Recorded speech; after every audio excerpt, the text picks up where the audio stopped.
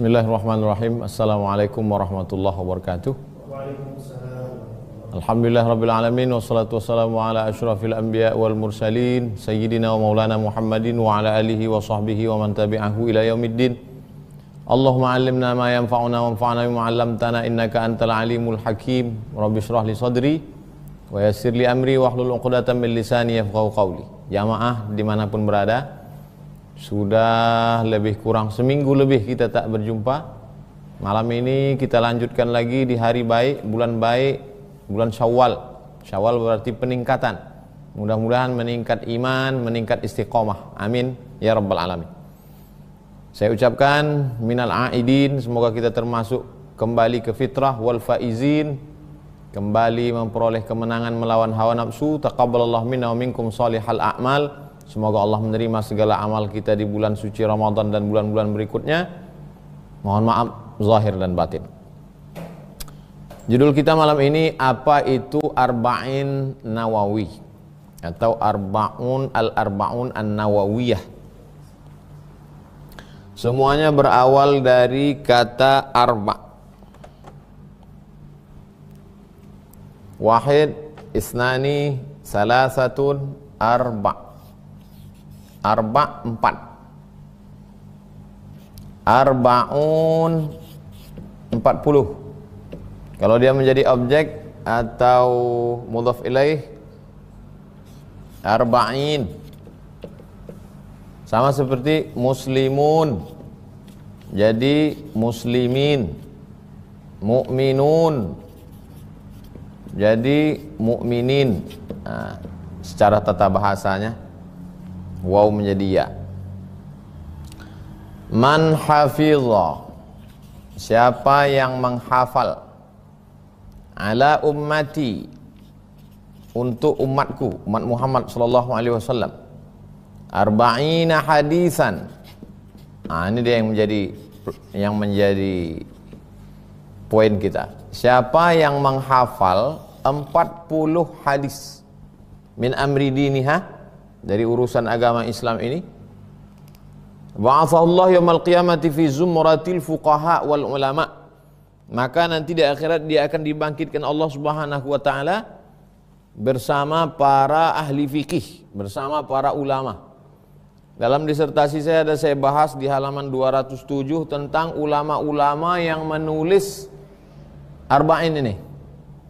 Siapa yang menghafal 40 hadis lalu kemudian mengajarkannya kepada umat Nabi Muhammad SAW, nanti di akhirat dia akan dibangkitkan bersama para ulama. Banyak matan hadis ini. Ada satu lagi menyebutkan siapa yang menghafal 40 hadis, ba'athahullahu faqihan aliman, dibangkitkan Allah dia dalam keadaan faqih dalam ilmu agamanya, aliman, berilmu. Yang kedua, kalau dia hafal 40 hadis, wa kuntu lahu yaumal qiyamati syafi'an wa syahidan, nanti kata Nabi, aku akan menjadi pemberi syafaat untuk dia dan aku akan menjadi saksi bagi dia. Yang ketiga, siapa yang hafal 40 hadis, qila lahu, maka diperintahkan kepada dia, dikatakan kepada dia, udkhuli min ayyi abwabil jannati syi'ta. Udkhul min ayyi abwabil jannati syi'ta, masuk engkau dari pintu surga, mau masuk dari pintu yang mana saja. Riwayat lain, kutiba fi zumratil ulama'i wa husyira fi zumratis syuhada'i, tertulis dia sebagai ulama dan masuk golongan orang yang mati syahid. Nah, itulah makanya ulama menulis 40 hadis. Ada saya susun beberapa ulama yang menulis 40 hadis, diantaranya Imam Al-Ajiri, meninggal tahun 360 Hijrah. Dia menulis 40 hadis yang dianjurkan Rasulullah untuk dihafal.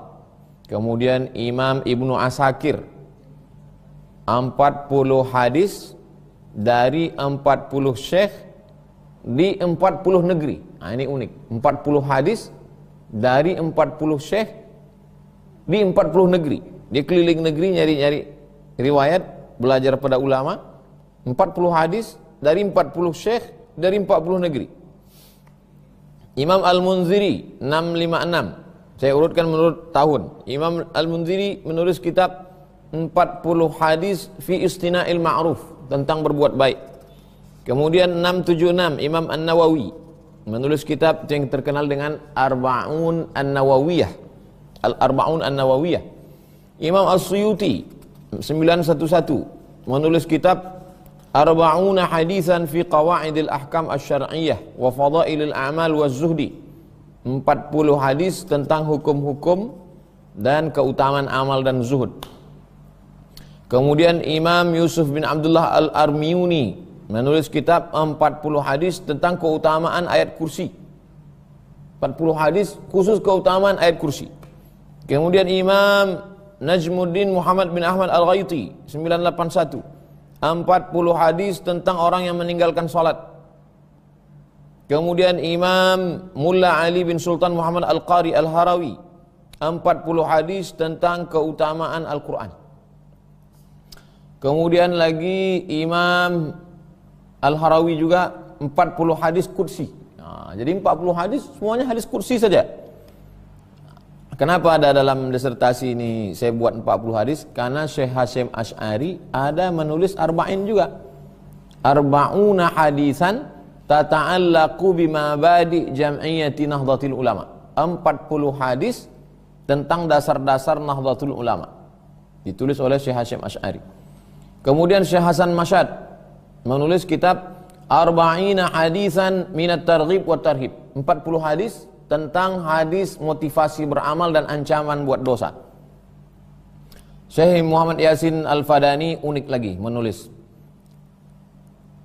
Arba'in, judulnya Al-Arba'in Al-Buldaniyah. Arba'una hadisan, 40 hadis, an arba'ina syaikhan, dari 40 guru, min arba'ina baladan, dari 40 negeri. Nah, mirip seperti yang ditulis oleh Imam Ibnu Asakir. Kemudian Syekh ahli hadis dari Maroko, Syekh Abdullah bin Siddiq Al-Ghumari menulis hadis Al-Arba'un Al-Ghumariyah tentang syukur nikmat. Jadi waktu disertasi ini dibaca oleh Syekh Abdul Karim, dibacanya semua tentang arba'in. Pas di ujung ditanyanya, arba'ina hadisan fil azkar, 40 hadis tentang zikir dan doa. Abdul Somad Al-Indonesi, antah kan? Nah, Syekh. Ente nulis arba'in katanya. Iya, memang ada ustaz nulis arba'in ya. Saya ada nulis arba'in. 40 hadis. 40 hadis tentang zikir dan doa. Mengikut. Kita tidak ulama, ikut-ikutan ulama aja. Mereka nulis arba'in, kita tulis pula arba'in. 40 hadis tentang zikir dan doa. Jadi tradisi menulis arba'in ini dari dulu, gara-gara hadis ini. Adapun status hadis ini nanti kita akan bahas. Nah, dari situlah muncul kitab ini yang disebut dengan tergantung yang nulis. Kalau yang Al-Arba'un 40, Al-Arba'un. Kalau yang nulisnya Imam Abdullah bin Siddiq Al-Ghumari, maka disebut Al-Arba'un Al-Ghumariyah. Karena namanya Syekh Abdullah bin Siddiq Al-Ghumari. Kebetulan yang nulis namanya Imam Nawawi, Al-Arba'un An-Nawawiyah. 40 hadis ditulis oleh Imam Nawawi. 40 hadis ditulis oleh Imam An-Nawawi. Lalu kemudian dijelaskan hadis-hadis itu oleh Imam Ibnu Hajar Al-Haytami. Tapi di antara 40 ini yang paling masyhur adalah Arba'in Nawawi. Sampai yang mensyarahnya 148 syarah. Disebutkan dalam kitab ini. Yang mensyarah Arba'in Nawawi itu sebanyak 143 syarah. Kalau diikutkan lagi hasyiahnya, diikutkan lagi talkhisnya, lebih 150. Tapi kalau untuk syarah saja 143. Begitu disebutkan di halaman 25. Apa itu syarah? Nah, ini mau saya jelaskan. Jadi kalau kita buka kitab kuning, ini lembarannya, lembaran, ini page 1 lembar. Nanti di sini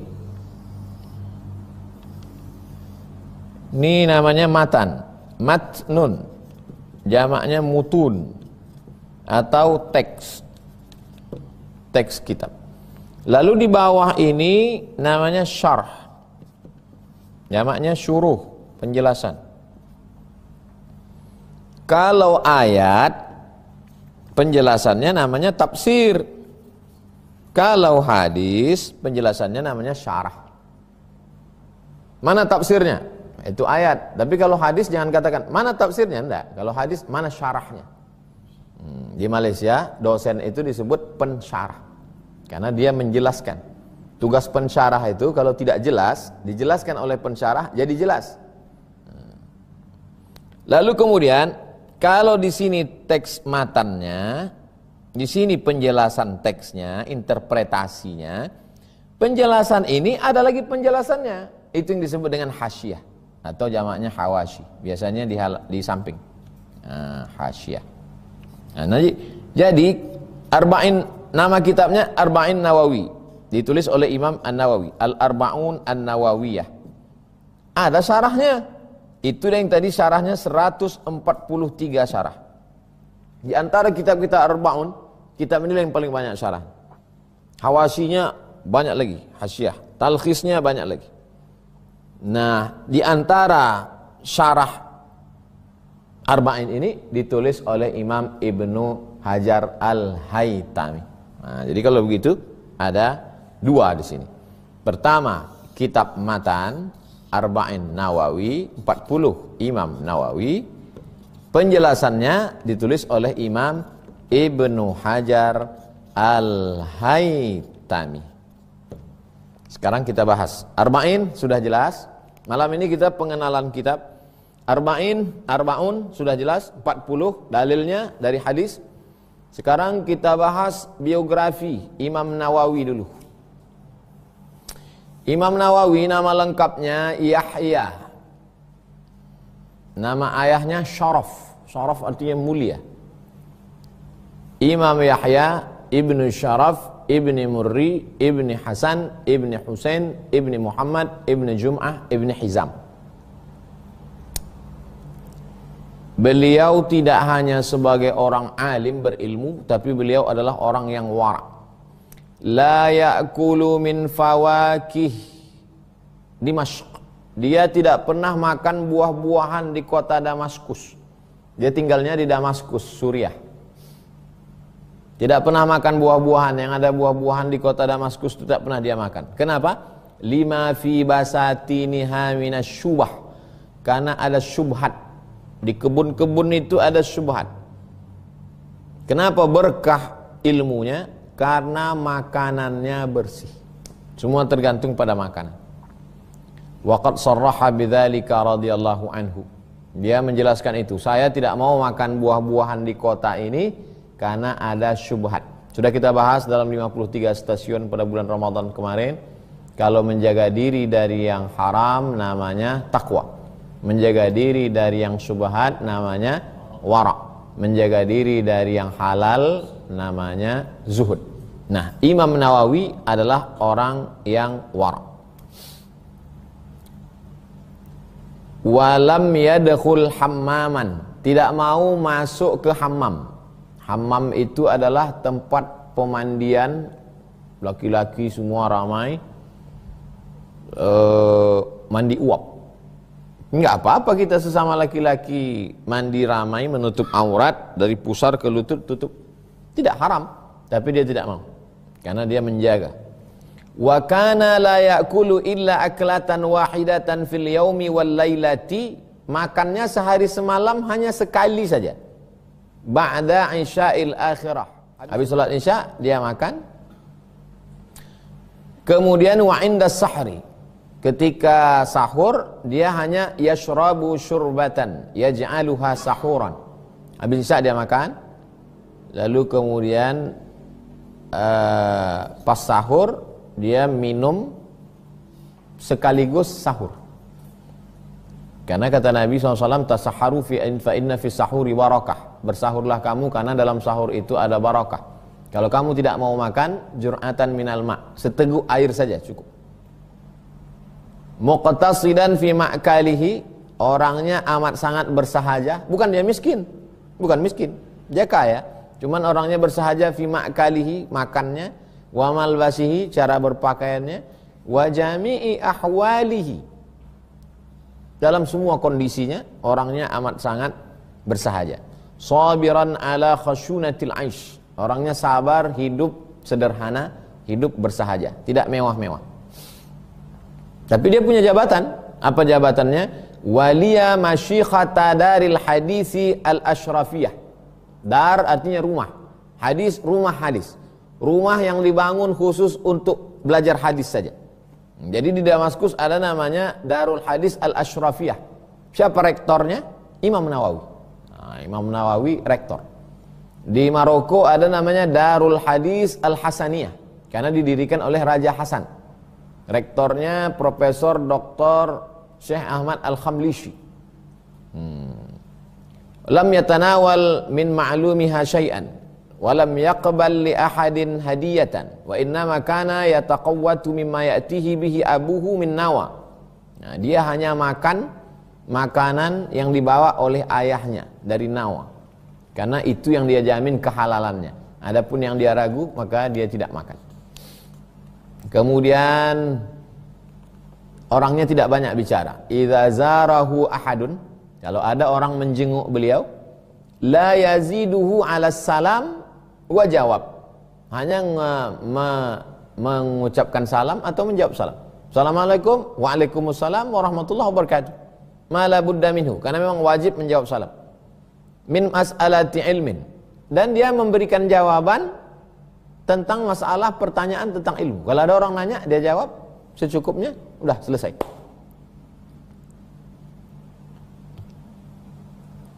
Fa in jalasa indahu, kalau tamunya itu duduk di samping dia, setelah salam dia jawab salam, nanya dia jawab, habis itu tetap berada di situ, dafa ilaihi kitaban yanzuru fih.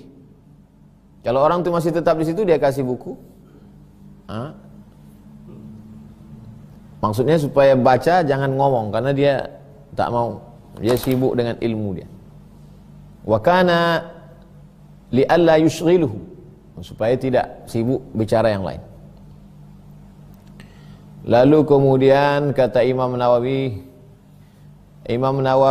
ini, tapi jangan bayangkan Imam Nawawi orangnya diam, lalu kemudian apapun yang terjadi perbuatan maksiat, dosa, diam saja, tidak. Imam Nawawi amiran bil ma'ruf nahiyan anil munkar. Dia orangnya luar biasa dalam amar ma'ruf nahi munkar. Ankara 'alal malik az-zahir.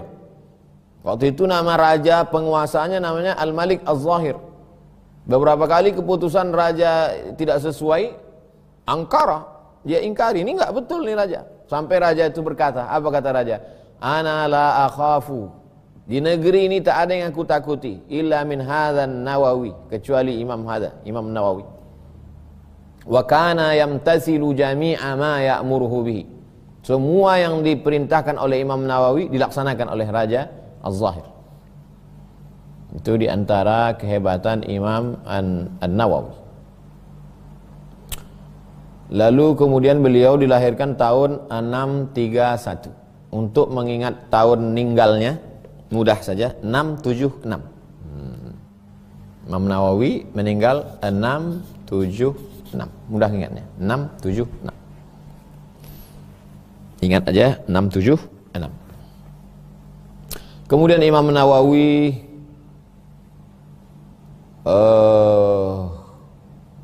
satu hari yaqra'u fil yaumi isnai asyara darsan. Satu hari dia baca ngaji 12 pelajaran dari 12 syekh.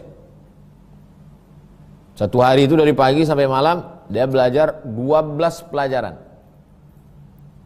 Belajar Al-Wasit, belajar Al-Muhadzab. Makanya dia ada mensyarah kitab Al-Muhadzab. Al-Muhadzab kitab fikih ditulis oleh Imam Asy-Syirazi. Datang Imam Nawawi di syarahnya kitab Muhadzab itu. Maka ditulis kitab besar, kitab Al-Majmu' Syarah Muhadzab.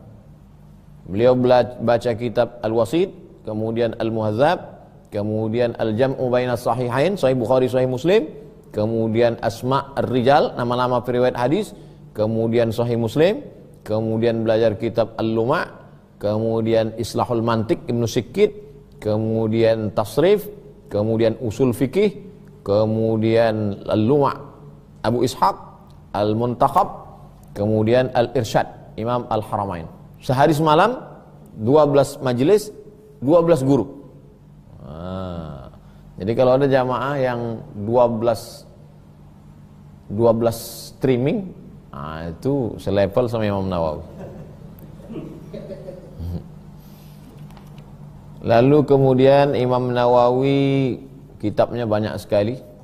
Di antara kitab-kitab yang besar adalah kitab Rawdatul Talibin wa Umdatul Muftin, mazhab Syafi'i.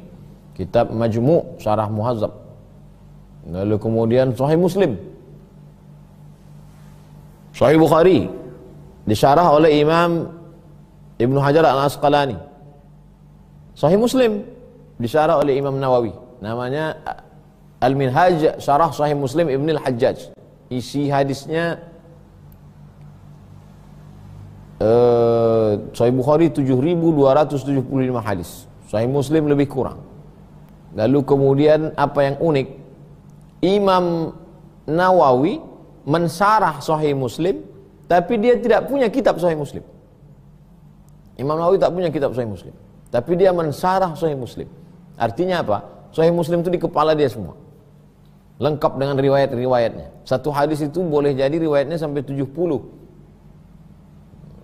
Siapa yang mau mengetahui pengetahuan hadis Imam Nawawi, bacalah kitab Al-Minhaj Syarah Sahih Muslim Ibn Al-Hajjaj. Kemudian beliau juga ahli dalam bidang ilmu rijal, maka dia ada membahas tentang tahdzibul asma' wal lughat. Sahih Bukhari juga dia syarah, tapi belum tempat selesai Sahih Bukhari, dan banyak kitab-kitab lainnya. Kitab ulumul hadisnya disyarah oleh Imam Suyuti, Tadribur Rawi Syarah Taqrib An-Nawawi. Nah, Imam Nawawi punya kitab namanya Taqrib, datang Imam Suyuti disyarahnya, nama kitabnya Tadribur Rawi Syarah Taqrib An-Nawawi.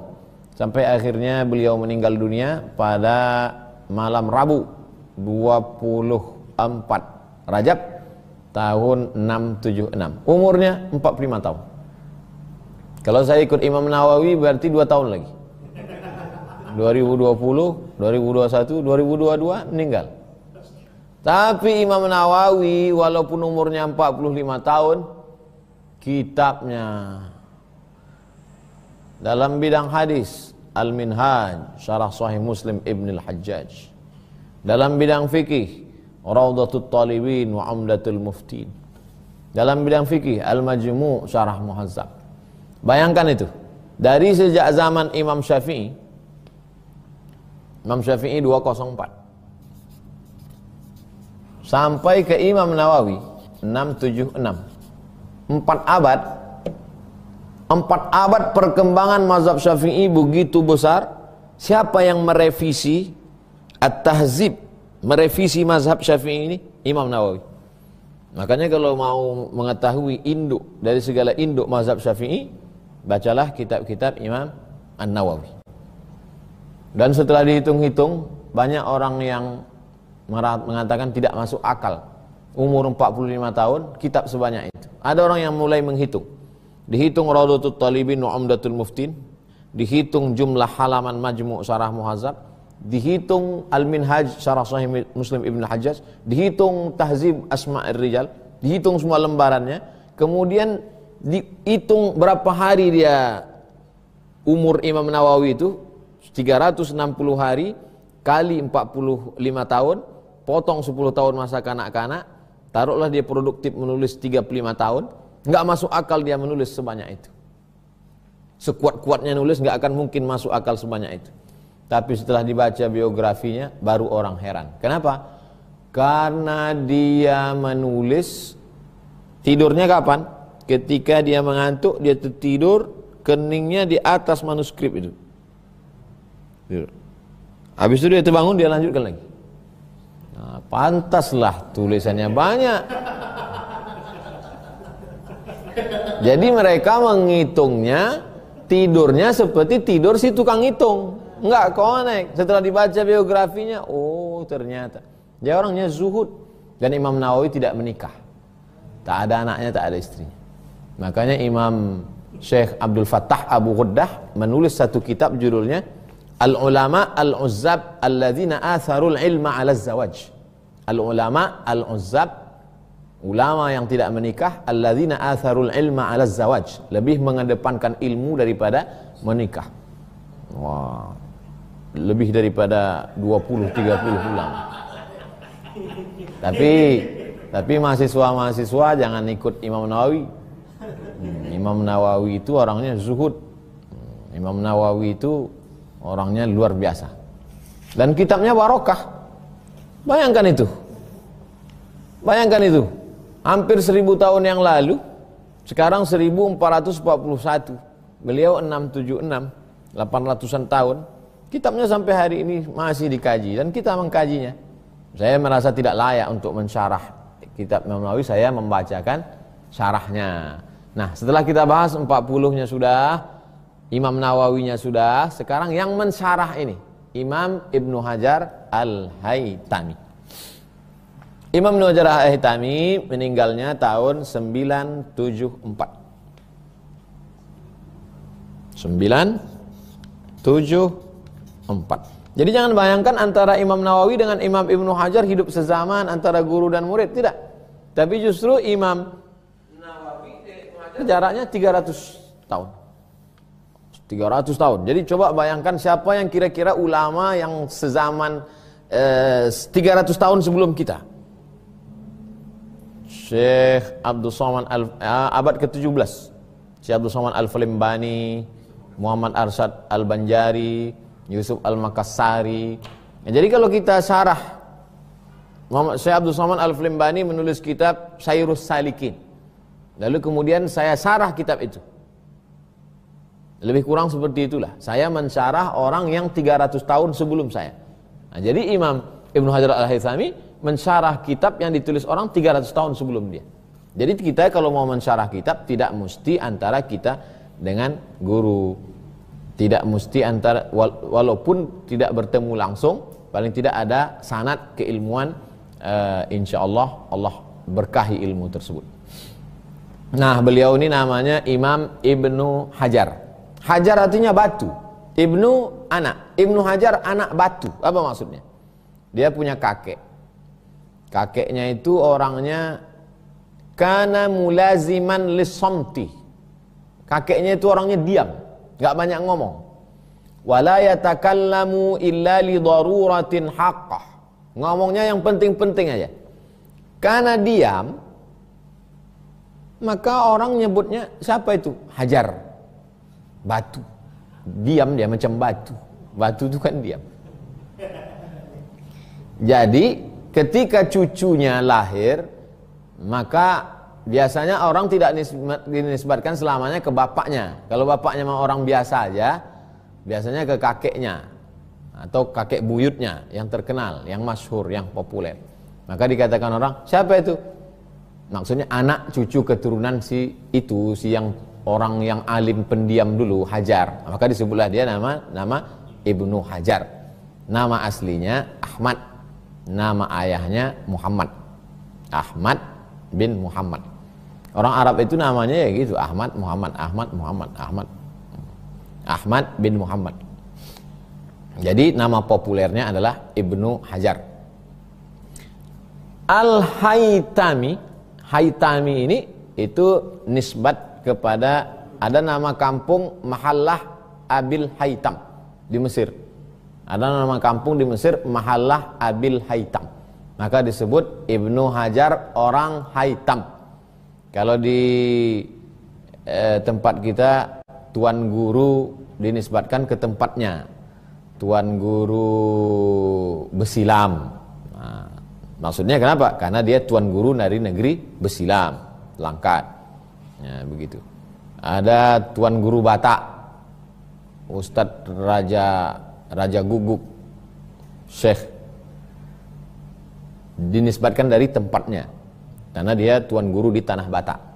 Maka disebut tuan guru Batak. Begitu juga ini Ibnu Hajar, orang mana? Orang kampung Mahallah Banil Haytam. Maka disebut Ibnu Hajar Al-Haytami. Nah, jelas. Nawawi, kampungnya dari Nawawi. Ini tentang yang mensyarah hadis ini. Hadis arba'in ini.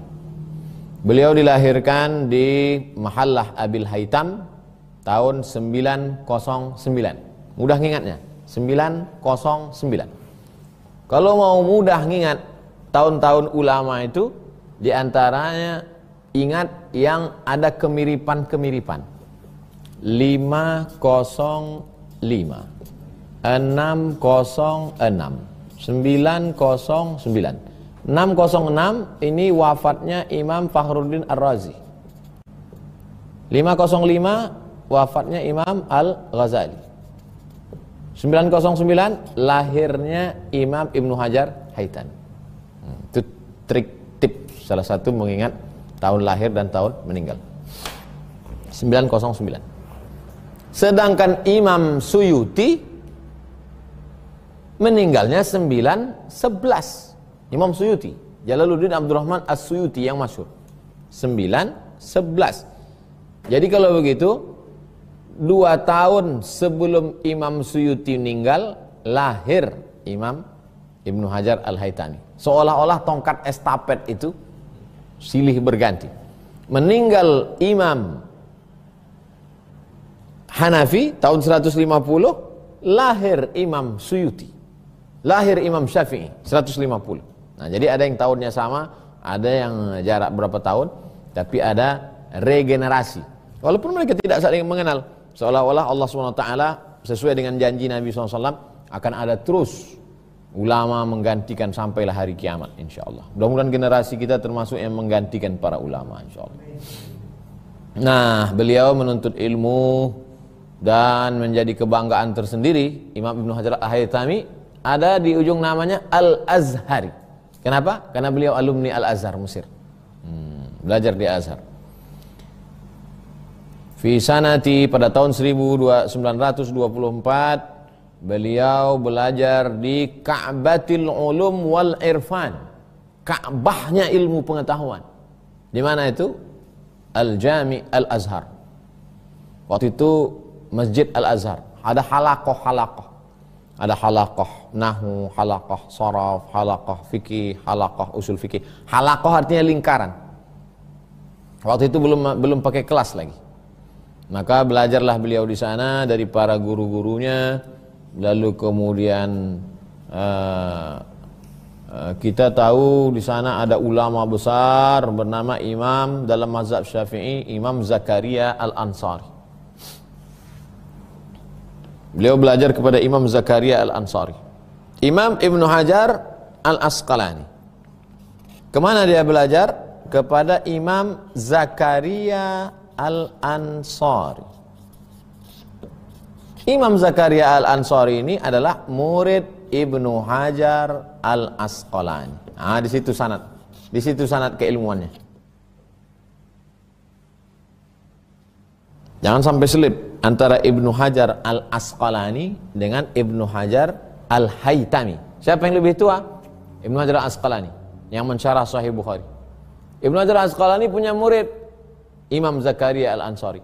Zakaria Al-Ansari punya murid Ibnu Hajar Al-Haytami. Nah, begitu urutannya. Saya ulang sekali lagi. Ibnu Hajar Al-Asqalani punya murid Zakaria Al-Ansari. Man shama Ramadan, siapa yang puasa Ramadan, summa atsba'ahu sittan min Syawal, diiringi 6 hari di bulan Syawal, kana qasiyamid dahri, sama seperti puasa setahun. Siapa yang puasa Ramadan diiringi 6 hari di bulan Syawal, maka dia sama seperti puasa setahun. Ustadz, bagaimana kalau saya nggak sanggup puasa sunat, lalu saya qadha di bulan Syawal?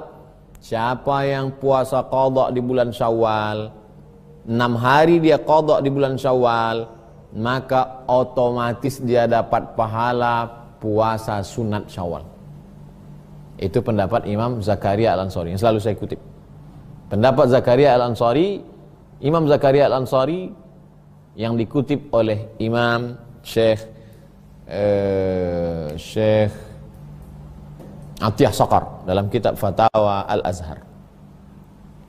Lalu kemudian sanad keilmuan beliau dan beliau juga di antara sahabat beliau adalah Imam Syamsuddin Muhammad bin Ahmad Ar-Ramli, Imam Syamsuddin Ar-Ramli. Kita tahu yang merevisi mazhab Syafi'i itu dua fase. Imam Syafi'i, setelah Imam Syafi'i, Imam Nawawi, setelah Imam Nawawi, Imam Ar-Ramli. Dan dua nama ini di Indonesia menunjukkan orang Indonesia ini amat sangat cinta pada ulama. Cobalah nama-nama itu. Nawawi, Romli, Suyuti. Coba adakan survei berapa orang di Indonesia ini yang punya nama Nawawi, Suyuti, Romli. Nah, itu banyak sekali. Itu menunjukkan orang Indonesia ini amat sangat cinta kepada para ulama. Maka nama-nama ini populer. Tentang Ibnu Hajar sudah jelas. Ada satu lagi yang orang sering keliru, slip ya, antara ujungnya sama, Al-Haythami. Yang satu pakai ta, Al-Haythami. Yang satu lagi Al-Haythami pakai sa. Nah, itu Imam Nuruddin Al-Haythami. Nama kitab hadisnya Majma' Az-Zawaid. Lebih tua daripada Imam Al-Haythami. Bahkan beliau adalah salah satu guru dari Imam Ibnu Hajar Al-Asqalani. Imam Ibnu Hajar Al-Asqalani punya guru namanya Imam Nuruddin Al-Haythami. Mirip. Nah, jadi jangan nanti slip yang nulis skripsi di Fakultas Usuluddin jurusan hadis karena asik menulis Al-Haythami. Slip Haythami apa Haythami? Apa mana enaknya aja lah. Beda. Sama. Nuruddin Al-Haythami yang punya kitab Majma' Zawaid itu ahli hadis. Ahli hadis, tapi beliau faqih juga, hanya saja spesialisasi. Secara ilmu medis kedokteran, semua dokter-dokter ini paham ilmu kedokteran, tapi ada dokter kulit, ada dokter tulang, ada dokter kandungan. Begitu juga ini ilmu-ilmu keislaman mereka menguasai semua, hanya saja konsentrasi dia lebih banyak ke hadis. Itu Imam Nuruddin Al-Haythami pakai sa. Sedangkan Imam Ibnu Hajar Al-Haythami ta, itu lebih pada fikih, tapi dia menguasai hadis juga, dia ahli hadis, ahli fikih, hanya saja konsentrasinya lebih kepada fikih. Nah, inilah Imam Ibnu Hajar Al-Haythami. Lalu kemudian beliau menatap di Makkah. Ba'da istiqraril Imam Al-Haythami rahimahullah taala di Makkah, sya'a hadithuhu. Menetap beliau di Makkah, mengajar di Makkah, berdatanganlah orang belajar kepada beliau, murid-muridnya menyebar ke penjuru seluruh dunia. Karena ketika mereka datang ke Makkah melaksanakan ibadah haji, mereka tidak hanya beribadah, tapi juga mereka melaksanakan. Dan beliau menulis kitab, salah satu kitab beliau, inilah dia Syarah Arba'in. Judulnya Al-Fathul Mubin Bisyarhil Arba'in. Al-Fathul Mubin Bisyarhil Arba'in. Lalu kemudian tentang masalah Imam Nawawi sebelum membahas hadis itu dia buat muqaddimah. Di muqaddimahnya dia tuliskan Alhamdulillahi Rabbil Alamina Qayyumis Samawati wal Aradina Mudabbiril Khalaiqi Ajma'ina. Dikomentari oleh Imam Ibnu Hajar Al-Haythami. Apa kata beliau? Kenapa Imam Nawawi memulai kitabnya dengan Alhamdulillahi Rabbil Alamin? Khutbah. Jadi seorang penulis sebelum menulis buku itu ada muqaddimahnya, ada kata pengantarnya, ada khutbahnya. Di situ dijelaskan sebab-sebab, metodologi, segala macam. Nah, Imam Nawawi menulis kitabnya itu diawali dengan Alhamdulillahi Rabbil Alamin. Karena begitulah dalam hadis dikomentari oleh Imam Ibnu Hajar Al-Haythami. Apa kata beliau? Sesuai dengan hadis sahih, kullu amrin zibalin, semua perbuatan yang baik-baik, la yabda'u fihi bilhamdulillah, kalau tidak diawali diawali dengan alhamdulillah, au bihamdillah, au bi bismillahirrahmanirrahim, au bi dzikrillah. Banyak riwayat. bisa bilhamdalah, bisa bibismillah, bisa bizikrillah, fahuwa ajzam, fahuwa aqta', fahuwa abtar. Inna syani'aka huwal abtar. Siapa yang membencimu maka dialah yang terputus. Apa maksud terputus di situ? Putus, tidak bisa dibawa mati bekal menghadap Allah. Makanya setiap ceramah selalu saya awali alhamdulillahi rabbil alamin. Alhamdulillahi hamdan tayyiban katsiran mubarakan fih. Alhamdulillah. Kenapa selalu pengajian kita diawali dengan alhamdulillah? Karena kalau tidak kita awali dengan alhamdulillah, putus. Maksudnya putus, ya di dunianya aja, nggak bisa dibawa bekal menghadap Allah. Nah, itulah pentingnya. Jangan nanti kenapa nih orang Islam nih setiap ngomong alhamdulillah, supaya bisa dibawa bekal menghadap Allah SWT. Banyak sekali amal perbuatan kita. Kata Imam Ibnu Hajar Al-Haytami, maknanya apa makna putus di situ? Qalilul barakati. Barokahnya sedikit. Tidak ada barokahnya. Nauzubillah. Sedangkan kita mau selamanya banyak barokah. Apa makna bismillah di situ? Bismillah, abtadi'u ta'lifi, aku awali karya tulisku ini mutalabbisan au musta'inan billahi ta'ala au bismihi. Aku awali menulis karya ini dengan mengharap pertolongan Allah Subhanahu wa ta'ala. Kemarin kita membaca kitab Ar-Risalah Al-Qushairiyah. Ada koneksi antara kitab Ibnu Hajar Al-Haytami dengan kitab Imam Al-Qushairi. Imam Al-Qushairi, ternyata Imam Ibnu Hajar Al-Haytami mengutip dari Imam Al-Qushairi. Wa naqala al-ustadzu Abul Qasimi Al-Qushairi. Imam Al-Qushairi mengutip anna jami'a asma'ihi ta'ala salihatun litakhalluqi biha. Semua nama Allah Subhanahu wa taala itu baik untuk dijadikan sebagai akhlak untuk kita. Contohnya nama Allah Ar-Rahman. Baik kita jadikan akhlak Ar-Rahman itu. Ar-Rahman artinya kasih sayang. Maka kita berakhlak dengan nama Allah. Kalau ada orang yang berkasih sayang berarti dia ambil akhlak Allah Ar-Rahman. Ada orang yang lembut, latif, nama Allah juga latifun khabir, maha lembut, diambilnya sikap lembut itu. Tapi kata Imam Al-Qushairi, illa hadza, kecuali nama ini. Apa itu? Allah. Ketika kita katakan ya Rahman, ada sifat kasih sayang. Ya Karim, ada sifat kedermawanan.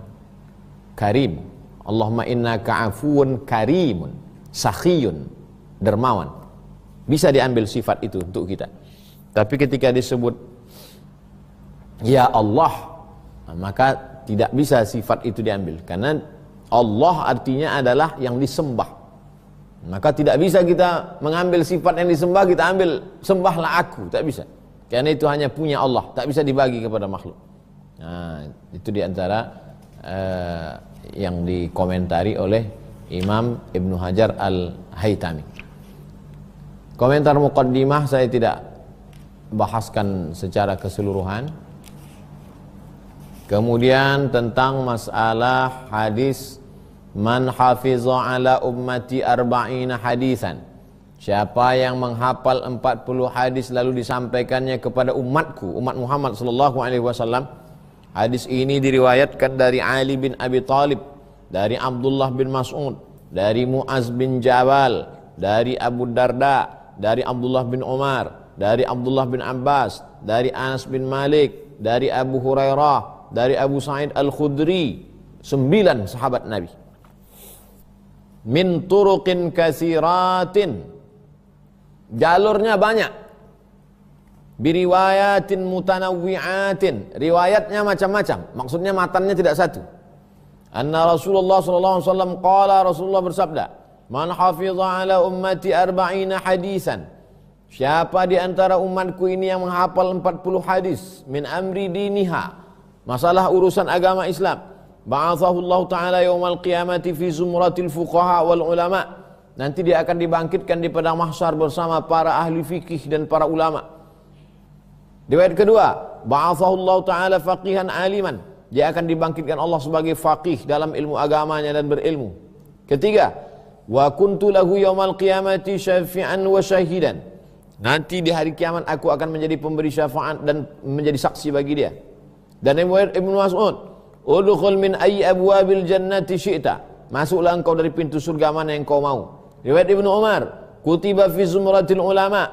Dia akan tertulis sebagai rombongan para ulama. Wa husyira fi zumratis syuhada. Dibangkitkan bersama rombongan kelompok orang mati syahid.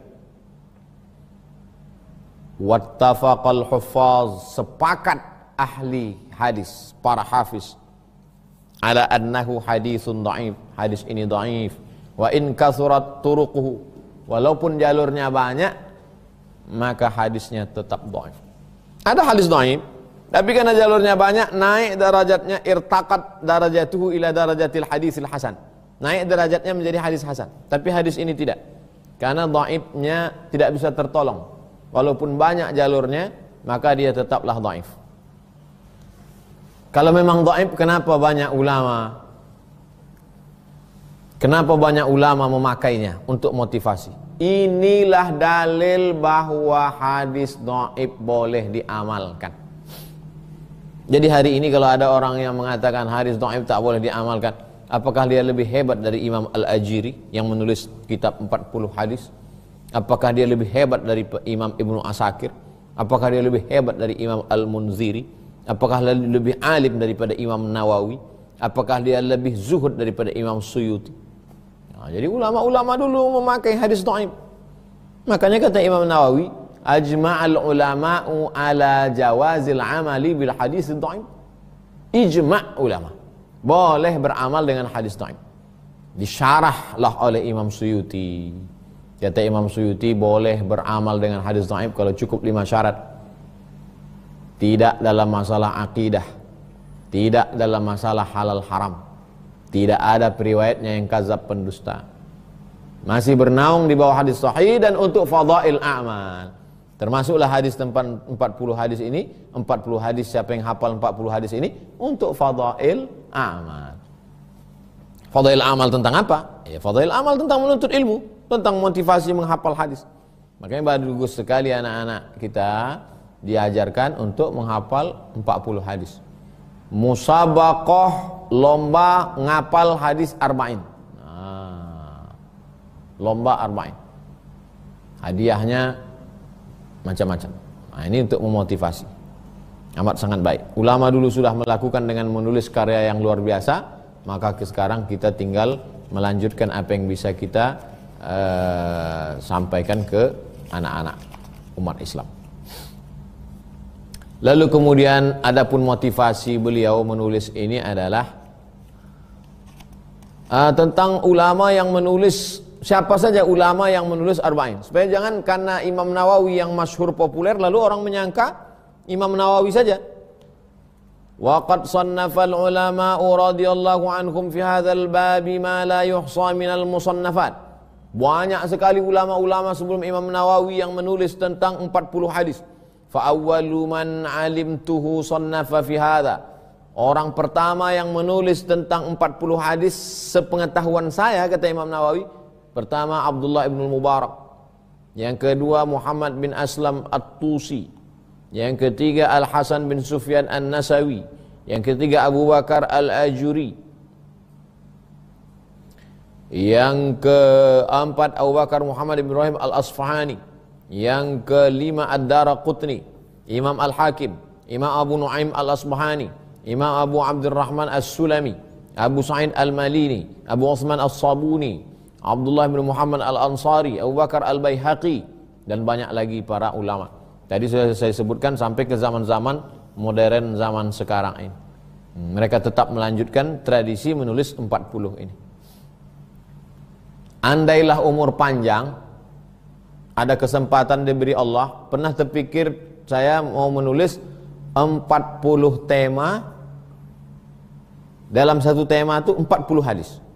Nah, misalnya temanya tentang tawakal, ridho, qanaah, satu tema 40. Jadi 40 hadis dalam 40 tema. Jadi buku 40 hadis dalam 40 tema. Nah, jadi begitulah tawaduknya Imam Nawawi. Imam Nawawi tidak berkata akulah orang yang pertama. Enggak. Aku hanya melanjutkan tradisi mereka dulu. Jadi sebetulnya dia sedang mengajarkan kita banyak hal. Yang terakhir, mengapa beliau menulis Arba'in ini? Summa minal ulama'i man jama'al arba'ina fi usuliddin. Ada ulama itu yang menulis 40 hadis tentang dasar-dasar agama, tentang akidah. Wa ba'duhum fil furu'. Ada ulama itu yang menulis 40 hadis tentang masalah furu', salat, zakat, puasa, haji. Wa ba'duhum fil jihad. Ada yang menulis 40 hadis tentang jihad saja. Wa ba'duhum fil zuhdi. 40 hadis tentang zuhud saja. Wa ba'duhum fil adabi. 40 hadis tentang akhlak saja. Wa ba'duhum fil khutabi. 40 hadis tentang khutbah. Wa kulluha maqasidu salihatun. Semua niatnya baik. Wa qad ra'aitu jam'a arba'ina ahamma min hadha kullih. Tapi aku punya ide pendapat lain. Aku ingin mengumpulkan 40 hadis tapi dari segala aspek. Makanya kalau kita baca Arba'in itu 40 hadis tapi mencakup segala aspek. Usul dan furu'. Usul akidah. Furu' masalah fikih. Wahia arba'una hadisan. Isinya 40 hadis. Mustamilatan ala jami'i dhalik. Tapi dia mencakup segala aspek. Baik usul maupun furu'. Wa kullu hadithin minha qa'idatun 'azimatun min qawa'ididdin. Setiap hadis-hadisnya itu mengandung kaidah dalam agama ini. Wa qad wasafahul ulama bi anna madaral islam alaihi aw huwa nisful islam aw thuluthuhu aw nahwu dzalik. Ada ulama yang mengatakan hadis ini adalah setengahnya Islam, hadis ini sepertiganya Islam. Seperti hadis innamal a'malu binniyat. Ada yang mengatakan inilah hadis sepertiganya Islam. Nah, begitulah motivasi Imam An-Nawawi menulis kitab tersebut. Summa altazimu fi hadhil arba'in an takuna sahihah. 40 hadis ini semuanya sahih. Wa mu'adhamuha fi sahihil Bukhari wa Muslim. Mayoritasnya semuanya ada dalam Sahih Bukhari dan Muslim. Wa adhkuruha mahzufatal asanid. Tapi di dalamnya aku tidak sebutkan sanadnya. Jadi jangan katakan hadisnya dhaif karena sanadnya tak ada. Ini sudah dijelaskan di muqaddimah. Sanadnya memang sengaja dipotong. Untuk apa? Liyashula hifzuha, supaya mudah dihafal. Wa ya'ummal lintifa'u biha, supaya manfaatnya menyebar insyaallah. Thumma utsbi'uha bibabin fi dhabti khafin alfaziha. Kemudian aku ikutkan, aku susul dengan satu bab tentang masalah pembahasan lafaz. Nah, jadi ada lafaz yang gharib, ada yang lafaz dijelaskan.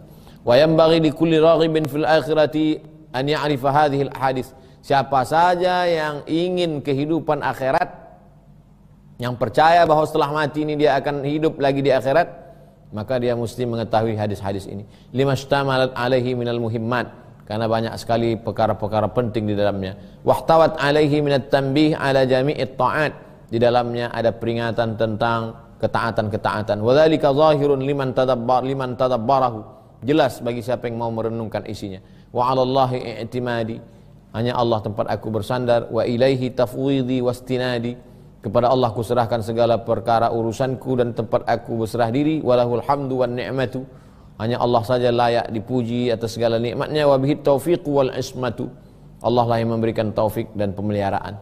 Begitu kata Imam Nawawi rahimahullah. Dan insyaallah kita akan bahas hadis yang pertama.